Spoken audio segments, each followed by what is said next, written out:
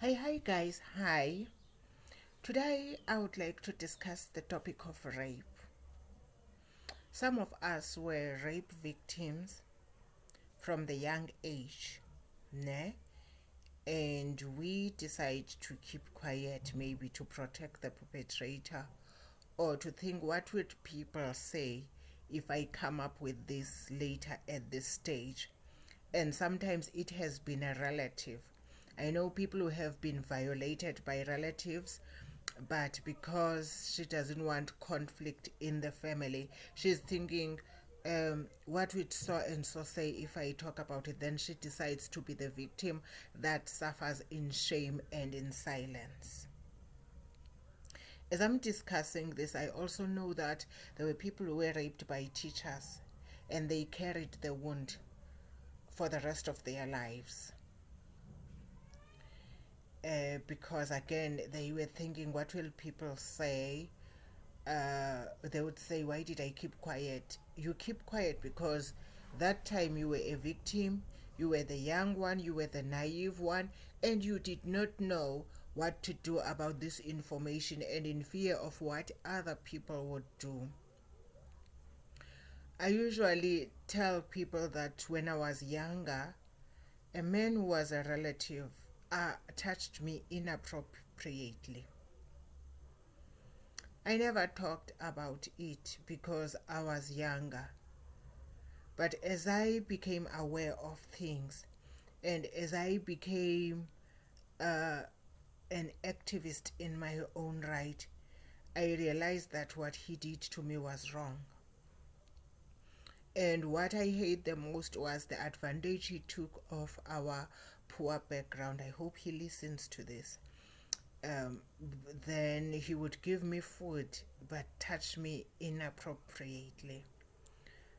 As a child, I knew that this was wrong, but I didn't know who to tell about it. But in my adult years, I met him. He's not someone that I would see often. I don't see him often, but in my adult years, I met him. Um, we visited him as a family. I didn't get out of the car because for once I was triggered. I think I forgot about the incident because I was younger, very young, and we push incidences. It is also something that I'm experiencing because I'm doing work on gender equity and reconciliation. There are many things that have happened in my young life that are triggered now by some reflections that I do. So when I do certain reflections on gender, on certain things, then I would be triggered about this, which is something that maybe I blocked, or I was not aware that it's there, or I was not aware that it has wounded me. Meaning there are those wounds that we have but are hidden, and sometimes someone has to remove a certain layer of the wound, then it bleeds. So what happened when we visited him? I was triggered when I stopped the car. Fortunately, I was driving. When I stopped the car in front of his house, I was triggered. Then when my siblings got out of the car to visit him, I didn't get out of the car. I stayed in the car because I remembered. And then I think he remembered too because he didn't ask me anything, but he went like this. He's quieter and I'm an extrovert now. You know, these perpetrators are like that most of the time. They are quieter idiots with low self esteem. I'm sorry to say it that strongly. Uh, that you wouldn't even associate them with that dirty mind. So when we came back and my siblings asked about it, I told them that no, I just remembered that this man has touched me inappropriately when I was young, and I decided I'm not getting into his house. I never really confronted him because he's not someone that I see all the time. I think those years when I saw him once, and it was the first time after many years of not seeing him that I saw him.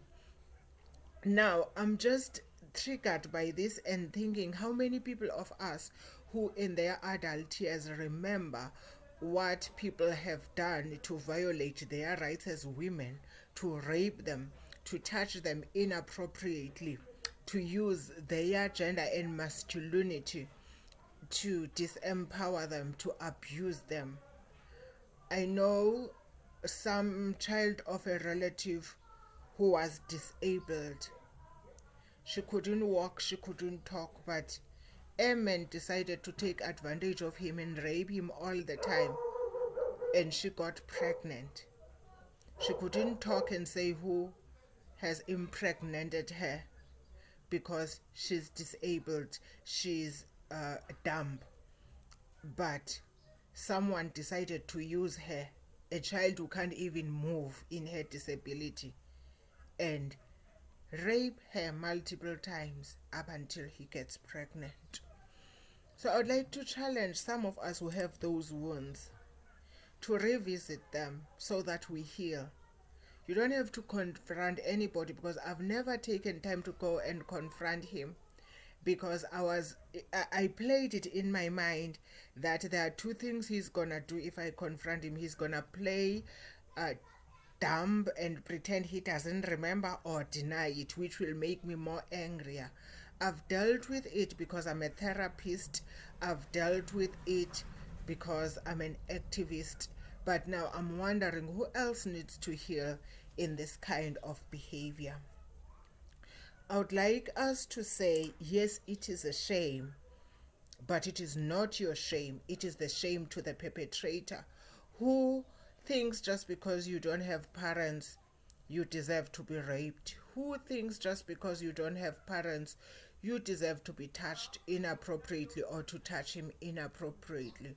Who thinks just because you are a young, powerless woman, you deserve to be raped or to be touched inappropriately.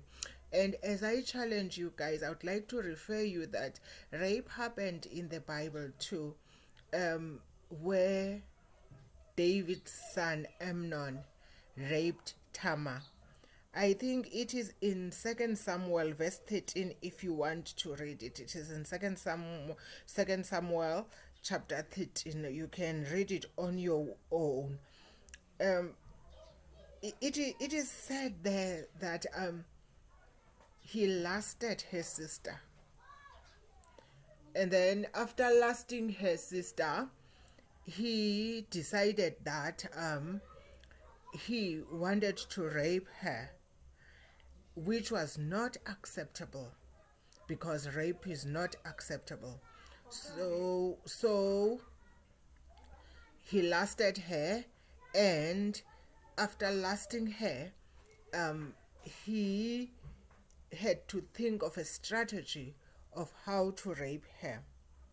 So the strategy was to pretend that he was sick, so that he calls her and do what he has in mind. You know, the most painful thing is that after he raped her, he rejected her. They say the same love he had when he lusted her became hate. Now the sister pleaded with him and said, "Don't be foolish, don't do this to me. Such wicked things aren't done in Israel.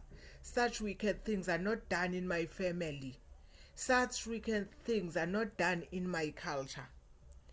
Where could I go in my shame?" I want us to note the word shame, because while the perpetrator does that to you, they put you through shame.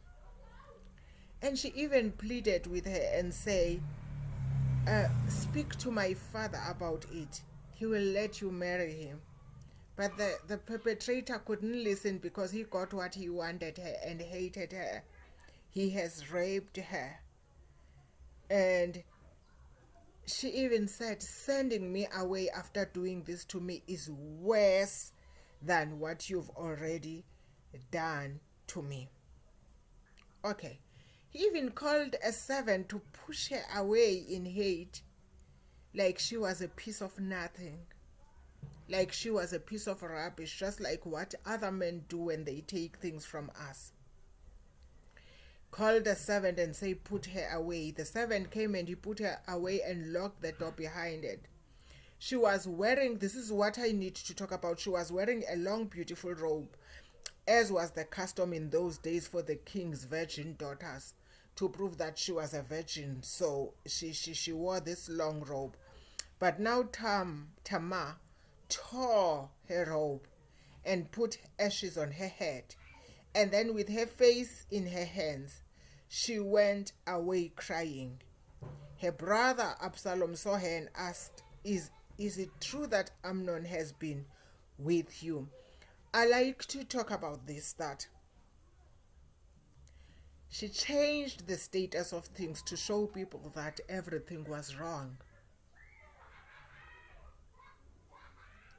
She tore the robe that was telling people that she was a virgin so that people should know that she's in shame. She put ashes on her hand, and ashes were the sign of mourning in Israel. And I'm challenging you today that do something. Show people that something is wrong. Write unanimous letters. Talk to someone. Check the nearest social worker. Check a pastor. And I know that these rapes sometimes happen in church by pastors, by bishops who are full of lust and target girls and rape them. But look for someone and show someone that tell someone that something is wrong. Do not bleed alone. Do not be wounded alone, because the wound will destroy you for life. It is not nice to be a rape victim, because it affects you psychologically, it affects you emotionally, and it threatens you in many ways. So today I want us to say, yes, it is shame, like it was shame to Tamar, but do something. Tell someone. I don't care who does it. I don't care how he's liked by people. I don't care how people trust him because he preaches, he lays hands upon the people. He's a school principal. He's an important member of the family. He's an important member of the society. Talk to someone, because you do not deserve to face that shame alone. Tell someone. I know sometimes wives who are close relatives of us protect their husbands. It is okay, but it is your truth, it is your story. Say it, and then you don't care of the consequences. I guess this is my message, since it's August and I promised many messages.